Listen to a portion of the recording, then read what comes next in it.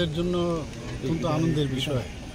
আমরা সবসময় চাই যে আমাদের রাজ্য বা দেশ আমাদের সুরক্ষিত থাকে।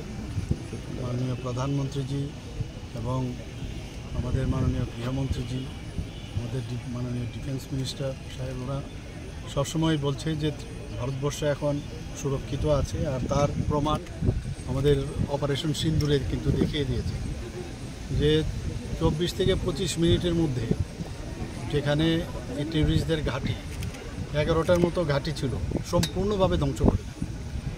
আমাদের রাজ্য আমরা এইরকম একটা আমাদের যে এরিয়াতে সুরক্ষিত থাকে তার জন্য আমি খবর পেয়েছিলাম। তো আসাম রাইফেলস গ্রাউন্ডে আজকে আমাকে বলা হয়েছে এখানে আসার জন্য। এর আগে আপনারা জানেন লেফটেন্যান্ট জেনারেল আমাদের eastern command Tiwari G, he also came along with his team. তো ওনারা বলছিলেন যে আমাদের ত্রিপুরাতেও এটা দরকার, সমস্ত রাজ্যে রাজ্যে হচ্ছে এই ধরনের। আজকাল তো টেকনোলজি এত বেশি বেড়ে গেছে, টেকনোলজি বেসড ওয়ার হবে আগামী দিনে, টেকনোলজি বেসড সুরক্ষিত থাকতে হবে। তো সেই জায়গায় আজকে ড্রোন টেকনোলজিকে ব্যবহার করে এখানে বিভিন্ন ধরনের ড্রোন আমরা আসাম রাইফেলস গ্রাউন্ডে আজকে দেখলাম।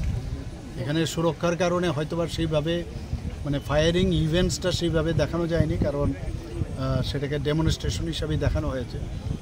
কিন্তু এবং অন্য দেশের বা কেউ টেররিস্টরাও যদি ড্রোন ব্যবহার করে সেগুলোকে কীভাবে মানে সেগুলোকে অফ করা যায়, সেগুলোকে নষ্ট করা যায়, তারও কিন্তু এন্টি ডিফেন্স ড্রোন সিস্টেমও এখানে দেখলাম।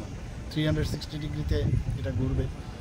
এবং ড্রোনের মধ্যেও আমরা দেখলাম বিভিন্ন ধরনের ড্রোন, যে ওর মধ্যেও কিন্তু এক তো যে কোনো ব্লাস্টিং যে ম্যাটেরিয়াল আছে সেগুলো নিয়ে যেতে পারে, কোথাও ব্লাস্ট করতে হবে সেখানে ফেলে দেওয়ারও সুবিধা আছে।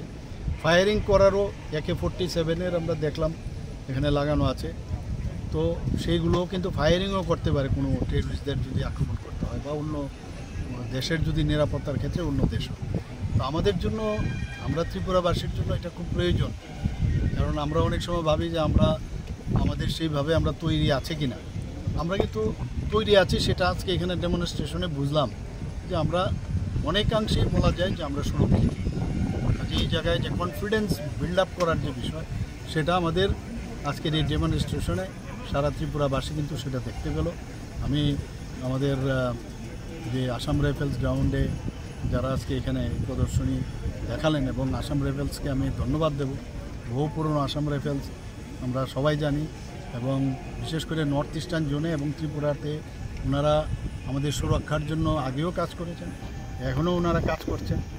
এবং আজকের যে ডেমনস্ট্রেশন তাদের পারদর্শিতার পরিচয়, যে নিউ টেকনোলজি ব্যবহার করে, ড্রোন টেকনোলজি ব্যবহার করে কিভাবে মানে যারা টেররিস্টরা আছে বা কোনো দেশের যদি আমাদের নিরাপত্তার